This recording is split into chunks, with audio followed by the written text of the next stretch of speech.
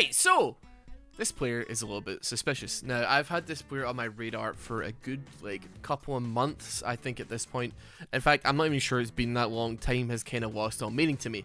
Probably a month or more. They've been posted about on Reddit a bunch, and Rav actually just did a video on this person and their group of friends not too long ago. This is a player, and I think it's worth talking about, even if Rav's already done a video on it, because this person and their group of friends is cheating the game, and they are the #1 highest ranked player on Flex in League of Legends on any. Now, I understand Flex is not really that much of an accomplishment compared to like your solo queues or actual professional play, but I still think it's worth talking about because let me just show you exactly what I'm talking about here. So if we click on ranked, this person is almost 1,000 LP above the person underneath them, and they used to be called Year You Fish, which you may have seen from the Rav video. This is the same person. They literally changed their name today, which is a little bit strange, and I don't really fully understand why, because we can see you on the leaderboard.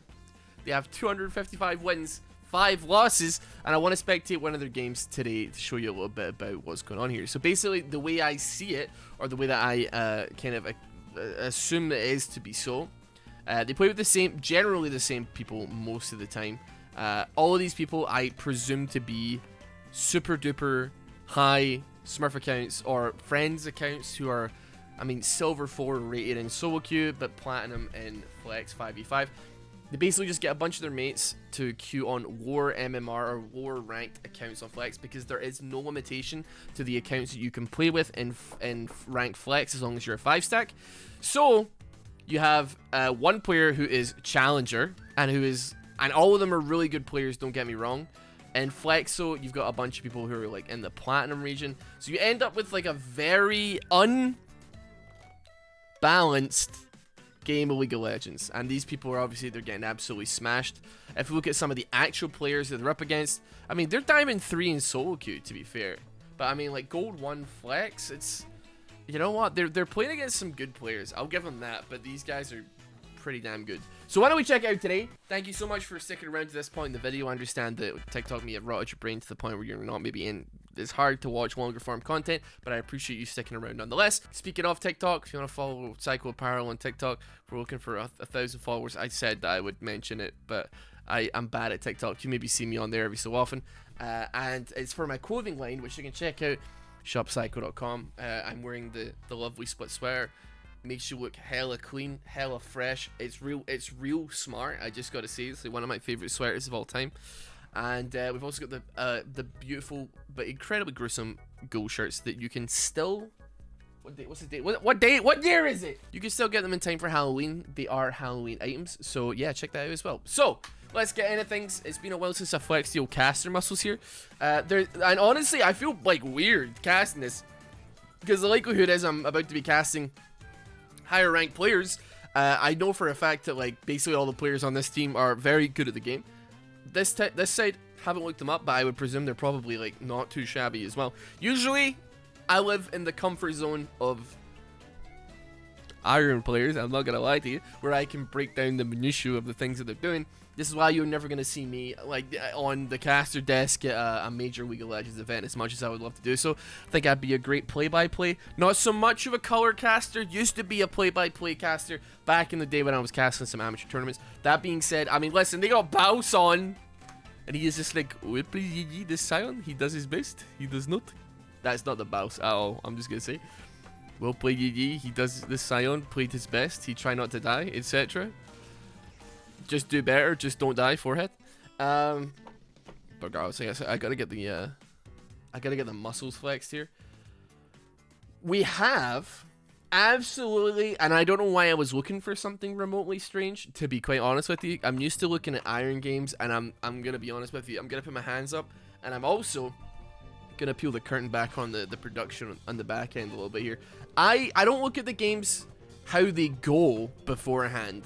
I don't like check, or I don't really tend to pay. I mean, I forget. I will have to see who wins or loses a game. But generally speaking, I do pick games where I'm like, a Rengar support. Curious. I'm interested to see how this goes, and I'll pick a game off of that. It's a very, very, very normal situation we're looking at here. Aphelios, Son in the bottom lane versus Misfortune and Braum. We got Diana and Zoe in mid lane. Lee Sin versus the Graves, and on top lane we got Shen versus Mordekaiser as well. Realistically, I've seen what the red side's playstyle is like. Red side's playstyle is like, and what you're gonna tend to find is in the course of this game have a super hyper aggressive playstyle. Think Moscow 5, Alex Ich leading the charge, Season 3 during Worlds. That's the kind of action we're looking at here. We're talking fighting in between bot tier 1, tier 2 very regularly. We're looking at just like I dive heavy champions and get a lot of picks under towers. Your Zoe, your Graves is great. It's going to make it very difficult for him to get dropped down, especially if you start stacking them up. Also, Braum able to block any major levels of, like, I don't know, not necessarily CC, but he can block off like the Aphelios, his Q, or any major damage coming off of him, as well as a power card, I guess. I don't know, man. But still, nice little Q onto the Sona there. Very, very spicy. Mordekaiser in top lane, I mean, he's just going to be chilling. The thing is, these players tend to flex a lot. So I've seen games played where red side, their top laner, sometimes ends up in the role of jungle. Like, I've seen him doing some jungle stuff. The reason that I recognize him is because I've seen him here killing the enemy team. There's a lot of talk around these players, and some of it is that they're win traders and that they queue up late at night and they end up playing with their friends. They play as a 5-stack though, so unless you got like a couple of other friends who are I mean, this seems like a lot of effort for a meme. I'm just gonna say it. This is the player who's getting boosted. Everybody else is on a flex account that's like about plat 5, or about plat 4, sorry, I should say, or between plat 4 and plat 1. Sorry, who died? Let me check.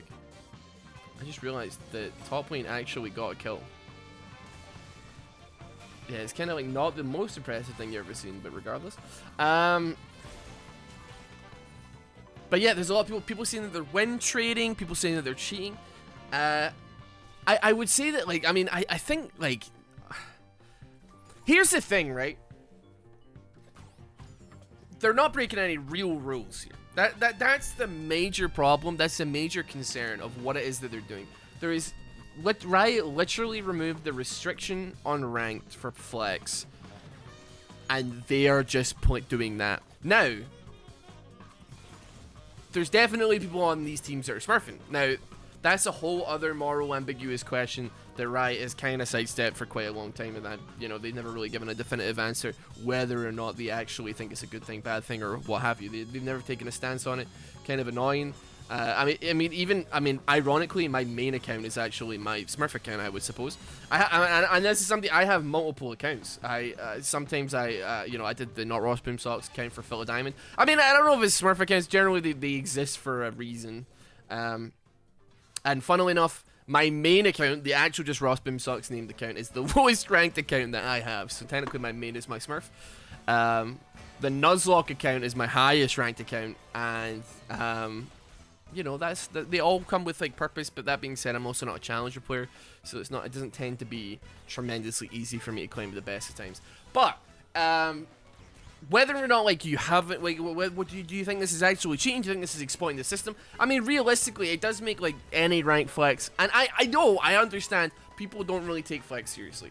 I play it with, like, friends sometimes when you want to get, like, a little bit of the competitiveness in, but at the end of the day, if you lose the flex, it's a flex, so you kind of don't really care all that much.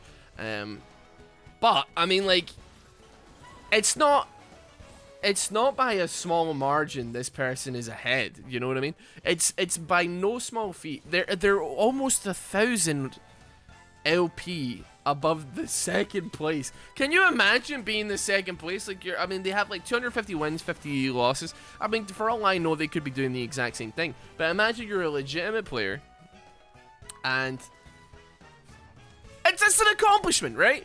You know what? Like, I'm just gonna say it's an accomplishment. GG, well played to those people that actually sweat out the rank flex with their friends. Like, respect to it. You're still in the top X percentage of people as a team or what have you. Like, I will have absolutely no flex slander in this if that's what somebody cares about. And personally, just to be transparent with you, I don't really necessarily care about getting high rank flex. It would be nice, but then again, if I had to choose between getting a high ranked, being good at the game and having a high ranked solo queue account or having a high ranked flex queue account, I think we know what we'd pick. But yeah, and here we go. Here we got the super duper hyper aggressive. Got a nice response from the Lee Sin there, almost bringing down the Misfortune. Sona going a little bit too deep there. We have got Zoe coming and getting the pick onto the Aphelios, so she's pretty healthy. That being said, she may have to be a little bit more careful. Diana comes in as well, though. Ease onto the Graves. We now have a potential for another pick here, although the flash comes out from the Zoe. Walking into the bubble, gonna drowsy that Diana. Hopefully managed to get out here. Looks like Lee Sin maybe didn't do quite as much as he could have done to try and bring it down. That's gonna be an execute, and that's absolutely a-okay. Still managing to get a couple picks out onto blue side there. That was like pretty good. I'm saying though, we are seeing the super duper hyper aggressiveness. We had the coordinated 4-man dive on bot lane behind towers. They don't care. They've got great champions for the picks as well, especially when they hit that level 6. We've got the Glacial Fisher. We've got the bullet time as well. It's just going to be like an all-round great time for bot lane to get like super, like insane amounts of picks here. Obviously as well, Sona, very, very squishy. Aphelios, not the most mobile champion in the game. Regardless though, looks like we're going to get a free dragon out onto red side here. Not likely the Braum is going to be able to stop anything here. So it's good stuff all around. We're still at like a 1,000 gold deficit here. But, sorry, you looking to jump on it something? Bro, you just walk around, man. Just walk around, bro. It would be great and would be very informative to possibly know what rank we're actually playing against here. That being said though, like, you know, we play with Testo every so often, and he makes people look worse than they are. So like, I understandably, like, if we're playing against some people like super duper good players here, you know, 7 minutes in, and you know they're sitting on 70 CS plus here, it's, you know, like they just look worse by comparison. I personally, like, it's if I was a Aphelios, man, I don't know what the hell I'd be up to. It's a spicy little tamale, man, and it's not really a tremendous amount you can do with it. We got Graves picking up the Rift Herald here as well. Top lane, Mordekaiser, he's just holding it down. And honestly, Shen's doing his damn best to hold it down in the meantime as well here. He's only like 14 CS down. He's got TP coming up in a couple of seconds, so we may be able to get a free back here. We actually, no, sorry, we have the Stand United coming down. The Q from the Lee Sin misses, so Glacial Fisher knocking up both Shen and the Lee Sin. They're not going to be able to get that conversion onto the Misfortune. They're going to start running. They're starting to run. There's nothing that they can do about this. Flash goes out off the Shen as well. It's not looking too spicy, realistically. We did manage to get the pick onto the Aphelios here as well. It was a nice effort. That being said, Shin's gonna have to back. He's gonna want it. I mean, I don't even know if it's worth TPing here. You've got the Herald about to be dropped. That tower is gone, I'm afraid. I'm hoping he doesn't TP. Doesn't look like he's thinking about doing it himself. He knows that's gonna go down. Him and Lee Sin though, both going to collect that Rift Herald. At least try and stop this from crashing on tier 2. Bot lane back in here. Mid lane, Zoe didn't need to do anything on that bot lane though. That was a nice reaction, nice response from the bro. Lee Sin, come on, man. I don't think there was any way of stopping that, man. I'm gonna be honest, that was kind of rough. We have maybe Zoe moving down towards bot lane. I'm not really sure. She could be. She's looking for picks. That's all she's looking for here. Looks like she's gonna try and pick up a bubble here. See what it is. We got Ghost. Arguably a little bit spicier. Nice bubble there as well coming off. He manages to shield jump into the bush though. Break that vision. He's gonna get away from this scot-free. Barrier goes down. We picked that up. We get the Ghost. Yeah, Ghost is gonna be the better call here, and especially if we go into these extended team fights. Especially as well, you're playing a pick heavy comp like this. You're gonna want to try and get that reset onto the Ghost. Keep Zoe moving. Keep Zoe getting those picks. Reposition herself. Make sure she can get the angles on the bubbles as well. The sleepy trouble bubbles. Sorry, I looked away for a fifth of a second there. Straight onto bot lane. Hold on, do we have flash up? We do actually have flash up on Zoe as well. She comes in, get a little bit of the CS. Both of them come in there. Diana thinks I win this fight 100%. Really nice damage onto the Graves though. Just about able to finish him off, and that's a really nice pick. Good job, well played to this Lee Sin. Top lane is taking a bit of a pounding right now though. We're starting to see the gap increase on the CS difference in top lane. Mordekaiser gonna be a bit of a problem. He's taking Gromp, and I stress that I don't think there's gonna be much way of them actually stopping that. The Zoe is kind of going crazy mode here. Her passive on the W, after using the summoner spell as well, doing enough damage to pick up the Lee Sin, despite the fact he popped that control ward over the bush and he was ready to ward jump onto it. Even with the smite onto blue buff to try and soak up some of that damage, try heal just a little bit. It is what it is. You won't be able to do that next season, I'm afraid, as well. Because smite no longer heals next season, baby. Oh, yeah. Right. It looks like they do die bot lane, but I'm like, how did this happen? All right, oh, okay, this is how it happened. Glacial Fissure comes down. Misfortune absolutely beans her with a bullet time. Sona tries to respond with a crescendo, but it's not nearly going to be enough. She's already taken too much damage. There's already too many bullets on the way. Meanwhile, in top lane, Mordekaiser is laying down a lot of pressure on this one. It's there's not much you can do, especially Lee Sin. He's doing all right, but he's still a squishy lad, and it's unsure, and it's a little bit spooky to consider, considering as well he's 50 CS down, which is fine when you're playing jungle, but he's also like, what, 2 levels down as well, which makes things a lot more riskier than they need to be. We've got this hyper-aggressive dive getting ready to happen in bot lane as well. We do know that Glacial Fissure is down, though. We know that bullet time is also down. Not going to stop them, though. Misfortune comes in, auto attacks one time, gets a pick onto it. The Dragon's Rage knocking Zoe into the tower. She's going to have to flash to get away, though. That being said, ulti over the wall, Q to pick up that Shen, despite the fact that he didn't actually use, he TP'd to tower. He didn't even use his stand united there. We still have, like, a decent response, though. Decent response. They're not going to be able to pick up anybody else, I believe. I think Graves is just going to be able to dash away. He's not going to be able to catch anybody here. Lee Sin going into the enemy jungle. I don't really know what he stands to benefit from here. There's nothing left, bro. There's absolutely nothing left. And I think, honestly, Sona, you guys got to... Whoa, that's bad. That was a Diana ulti soaked there. Like, I don't want to be careful. Meanwhile, Mordekaiser takes top tower all the entire time. He's got his Rift Maker. He's sitting on 1.9k gold as well, so he's going to be able to get his boots upgraded. He's going to be able to get a little bit into his next game as well here. We got like a little bit of an ARAM happening, but it's not too bad. Nothing's going to go down just yet. Ulti on Misfortune and the ulti on Glacial Fissure for Braum are about 3/4 of the way done there. They're coming back up fairly soon here. This could be another beautiful pick, though. This Sona is so squishy. She's getting absolutely domed, bro. It's like, actually, it's hurting inside. But that's what happens when you play Sona. You really got to be careful of those sleepy treble bubbles, man. The Glacial Fissure comes down. We got another Drowsy. That's going to come down. Q comes in. The Paddle Star does a lot of damage, but it isn't enough to finish her off here.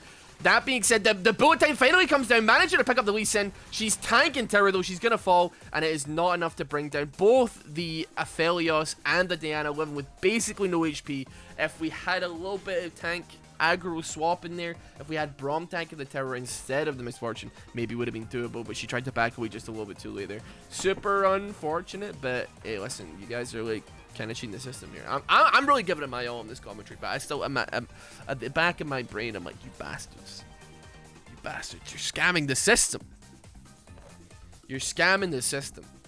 And that's, dare I say it, illegal. It's not illegal. It's literally allowed by Riot. They literally allow you to do it. Still, it's like unsportsmanlike, I guess. I don't know. I don't update it. I don't know, man. People used to sell club tags for like $50 a month. People would be complaining about Netflix, and then they'll spend literally $50 a month to have like the weed tag on club tags in League of Legends back when they were a thing. I don't know, man. It's insane. We live in a goddamn simulation. Right. Ooh. How do you know? Oh, they got that worded. Yeah, I didn't see it because there was a thing there, but that's how they knew it. I thought he just had X-ray specs on, man. Getting that Q down. They're gonna want to be a little bit careful here. Despite the fact that Lee Sin and the Sona aren't necessarily major threats, did have Diana kind of hovering there a little bit. Graves managing to steal that. I mean, Zoe's in a little bit of trouble here. The Dragon's Rage knocking her into the team. Pretty nice when you think about it. Pretty nice when you look at it. We've got the top lanes both swapping down into bot lane a little bit here. We've got Graves going for what could arguably be a bit of a free Rift Herald here. That being said, though, Misfortune overstaying again just a little bit. We got Diana comes in on that mid lane. She's got her Night Harvester. She isn't even screwing around. She didn't even try and hit the Q there. She just eased straight in. You know what? I gotta respect it, man. You did a lot of damage there. A part of me does say, yeah, you have to respect it. Now, they pulled off a Rift Herald. I'm kind of wondering why. This could very well be why, because the Ignite comes down from the Braum onto the Diana. Collateral damage comes down as well. The Glacial Fissure misses, though. Now we have the rest of the blue team coming in to put down a little bit of support. Diana, I really think you should not be going back in on this. Honestly, a disengage seems pretty much exactly what you needed. However, Aphelios gets caught out by the Death Grip from the Mordekaiser. They're running for their lives. The Q flash over the wall doesn't work. We now have the Sona being taken to Brazil. There's no chance in hell she's going to be able to survive this long enough. She gets dropped as well. That's going to be 2 for 1 as far as that larger scale trade goes. Misfortune falling in favor of the rest of the enemy bot lane. I think they overstay just a little bit, but I understand that there's times where you feel like you just kind of have to commit. Aphelios getting caught by the grip from the Mordekaiser was a little bit sad, man. But nevertheless, I mean, like this, like if you're looking at the scores, 8 to 12, you would think, you know what, it's kind of all to play for here. Like this 8 to 12 would, and 1 dragon each would not indicate like the 6.5k goal lead that the red side actually have here is kind of wild. But that being said, we got 60 CS gap on top side. We got like what's 50 CS gap on there. 60. Yeah, generally like 130 CS gap for red between red and blue side here. The Diana is really making up the difference. That being said, I mean Zoe put a lot of pressure in on bot lane, which helped with that 150 that 50 CS lead. Sona just getting caught out on the regular, man. You hate to see it, but it kind of is what it is. We got Rift Arrow getting dropped on mid lane as well. We're gonna possibly see, I mean, not a 1-3-1, maybe like a 1-4. Gonna see I want to see Mordekaiser splitting top side here, while the rest is like everybody else is pushing mid. It's unfortunate. Aphelios is just not able to do anything here. He's just not nearly got enough money. He's barely got a Gale Force. This is going to be able to crack another tower here. Inhib tower goes down. We have Shen coming to try and help out. That being said, though, all the while, we're going to see towers fall on top side, and I understand Shen does not want to be dealing with this. Diana going in, though. Misfortune both popping Ghost and Flash to get over that wall. It's absolute madness. They're blocked from their base. They're not going to be able to get back into their own base here. Diana has been sent to Brazil by the Mordekaiser. He comes out of the Death Realm, and now he's got Shen in his sights. The Death Grip doesn't manage to land, but all the while, team has been cleaned up ever so slightly here. Sona's coming up in like 15 seconds, but it may not be enough here. It was an insane flank. Having the enemy team so far behind, but to get to safety, they have to go through you. Cutting them off here is like, cutting off here and here is just, that's brutal, man. That's horrible. That's warfare, man.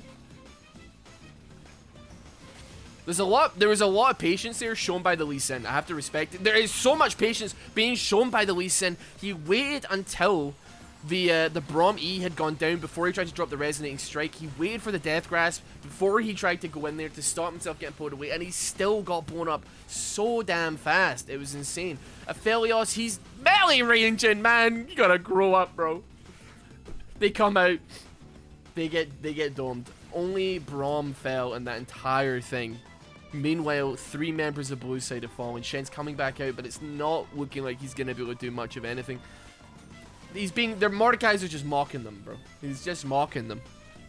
Now, we're probably gonna see a dragon into reset, and then realistically, they can probably just finish the game. I think it would be. I mean, I don't think for a second that the blue side outscales to any drastic margin or any dramatic degree. I mean, Graves is just kind of hard scale. Mordekaiser scaling harder. I think like mid Diana maybe wins that particular scaling battle. Bot lane, I mean, I guess Aphelios scales better, but like, let's be honest, he is 2 and 6. So I don't know. And I think like as far as supports are concerned, it's, you know, depends on the application realistically. For what Braum needs to do, he's doing just fine, you know, which is unsurprising because they're damn challenger players. I need to know like what the reason for this is, man. I need to know. To what? I mean, you got rank 1, but they're still. I assumed it was a joke, and they're gonna get rank 1. Then after you get rank 1, that's kind of it. But they're still going. They're still playing. They're still doing games like most nights. Just makes me think, like, when does it end? Why are we here? It's gonna be top inhibitor cracked here. Diana is just she's getting the objective gold. Lee Sin is doing Grom. I don't really know what's happening here, man. Like, this is, I mean, this is presumably 5-stack versus 5-stack. A tremendously awkward call there, I gotta say. Shen goes 3-man off Diana. It doesn't do any damage, bro. It does basically no damage. That is horrendous to see. Mordekaiser's still going absolutely sicko mode here. He's stopwatch under it. Shen ease into his death. Mordekaiser's still tanking a little bit of turret there. They're going to bring it down. That's going to be the game. 20-minute victory for these bizarre, absolutely strange players that I cannot quite figure out. They have probably wasted like 100 hours, like 500 hours collectively of their lives. And granted, rank 1 is no mean feat. It's definitely something that's worth putting 500 hours of your life into if you think you can do it. But why? Strange. Bizarre. That is the curious case of these players. And I'm so confused. Regardless, thank you so much for watching.